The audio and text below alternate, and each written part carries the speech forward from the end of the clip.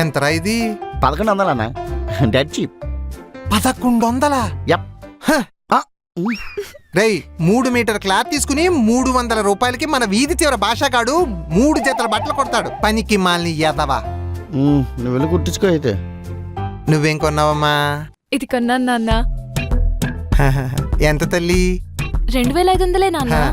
2500. ఇది పద్ధతి అంటే, ఇది ప్లానింగ్ అంటే. ఇక్కడ 2500 పెట్టింది అనుకో, ఇంకో చోట తగ్గిస్తుంది.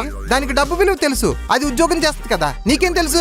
ఉదయం 10 గంటలకు లేచి పందెం కొళ్ళ తిని పందిరా తిరగడం తప్ప దీనికి తోడు వెనకాల 10 సబ్జెక్టులు. పనికి మాలి అదవా. డాడీ నేను బీటెక్ కాలేజ్లో చేద్దాం అనుకుంటున్నాను డాడీ. అంటే నా ఫ్రెండ్స్ అందరూ అక్కడే జాయిన్ అవుతున్నారు. అది కాకుండా కాలేజ్ ప్లేస్మెంట్స్ కూడా వస్తున్నాయంట ఎక్కువ.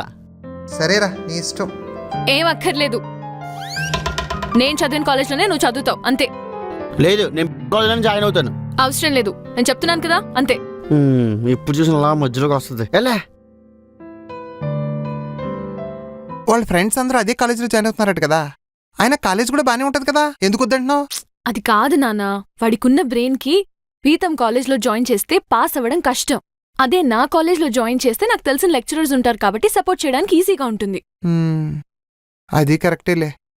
ఏమైనా వాడు బాగుపడమే కదా మనకు కావాల్సింది.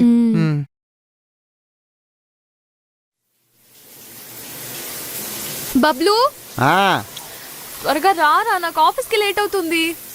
వచ్చేసిన 5 minutes.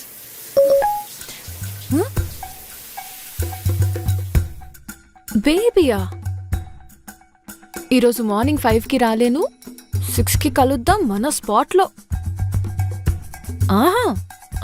బై ద వే ఈరోజు బాక్స్ వద్దు, బార్బెక్యూ ముద్దు. వీడి ముఖానికి ప్రాసలొకటి చెప్తారా? దొరికాడు. 1 2 3 4 5 6. సారీ నాన్న. ఏంట్రా చూసుకోవడం తెలీదా? చూడలేదు నాన్న. బురదలో పంది పిల్ల గెంతినట్టు గెంతుతున్నా. ఎక్సైజ్ నాన్న. యాదో కంపారిజన్. ఇంతకీ ఈ మధ్య ఉదయాన్నే లేవడాలు, వాకింగ్లు, జాగింగ్ చేస్తున్నావు, ఏంటి సంగతి? హెల్త్ కాన్షియస్ ఉండాలన్న మనిషి అన్నాక.